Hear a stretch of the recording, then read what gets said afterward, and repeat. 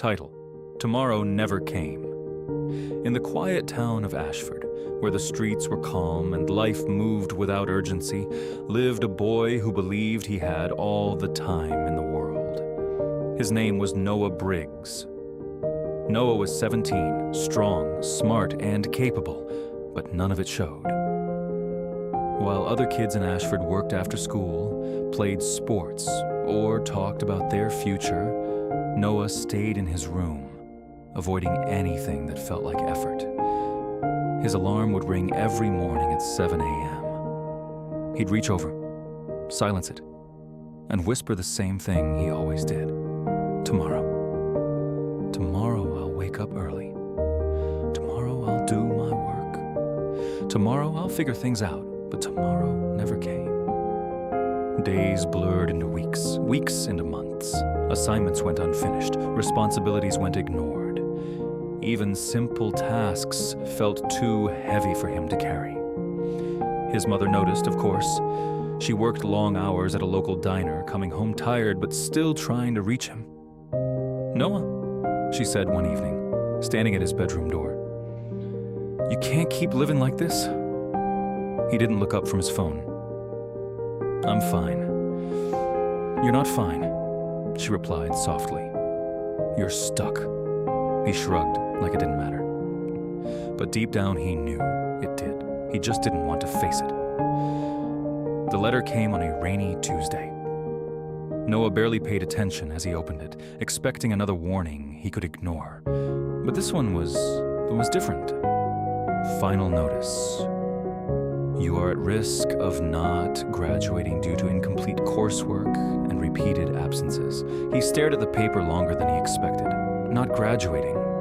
It sounded serious, but instead of doing something about it, he placed the letter on his desk and walked away. "I'll deal with it later," he muttered. Later. Always later. A week passed. Then another. Nothing changed until the day everything did. Noah came downstairs one evening to find his mother sitting at the kitchen table, the letter in her hands. Her eyes were tired. Not angry, not loud, just tired.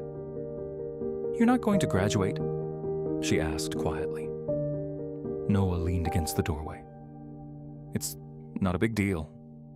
She looked at him and something in her expression broke. "It is a big deal," she said. "Do you understand what that means for your life?" He didn't answer. "I've done everything I can for you," she continued, her voice trembling slightly. "But I can't live your life for you." The words hit harder than he expected. For a moment, Noah felt something shift inside him. But like always, he pushed it down. That night, sleep didn't come easy. Noah lay awake staring at the ceiling, the room darker than usual. The silence felt louder. The distractions weren't working. And for the first time in a long time, he was left alone with his thoughts. All the things he'd avoided came rushing in. The missed assignments, the wasted time, the empty days that led nowhere. It wasn't just school. It was his life. And it was slipping away. Slowly. Quietly. Because he chose not to move.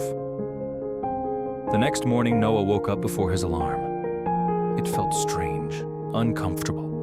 He sat up, rubbing his eyes, his body heavy with resistance. Every part of him wanted to lay back down, to go back to what was easy. But something was different. Something inside him had been shaken. And this time, he didn't ignore it. He got out of bed. Walking into school felt like stepping into a place he had abandoned. Everything was the same. But he wasn't. He found his counselor and stood there for a moment before speaking.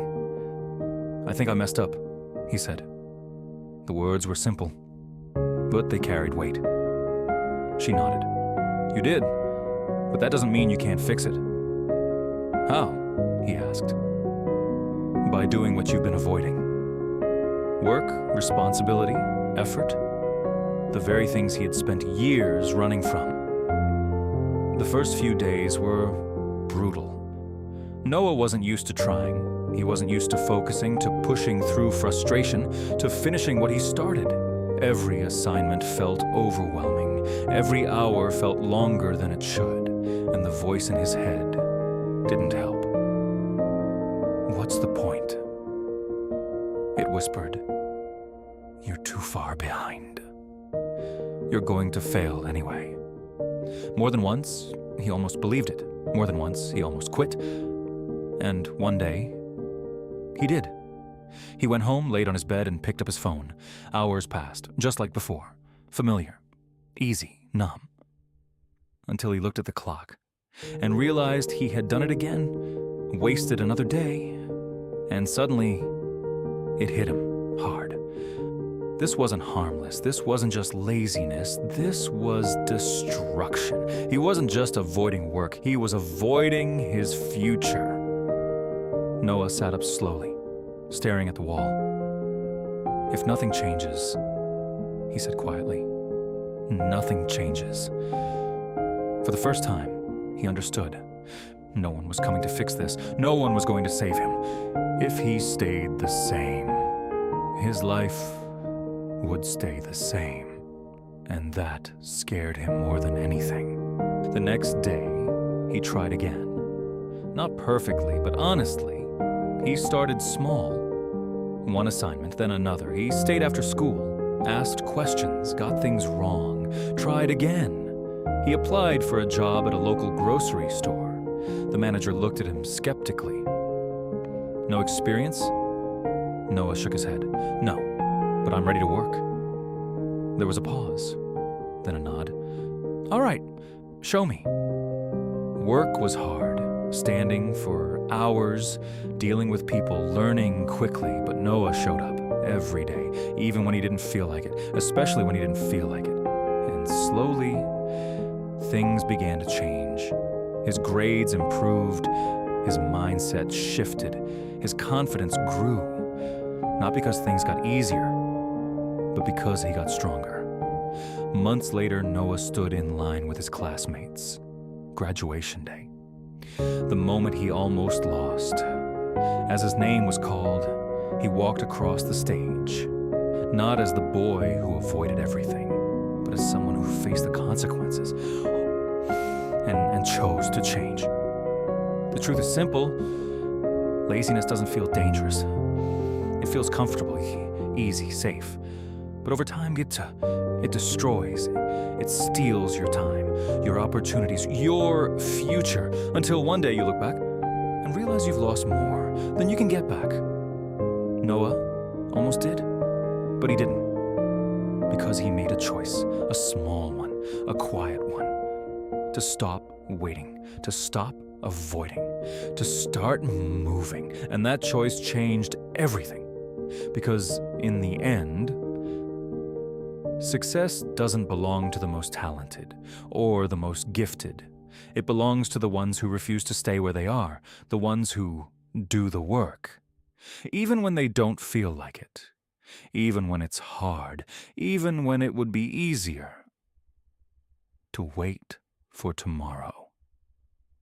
Because tomorrow never comes unless you build it today.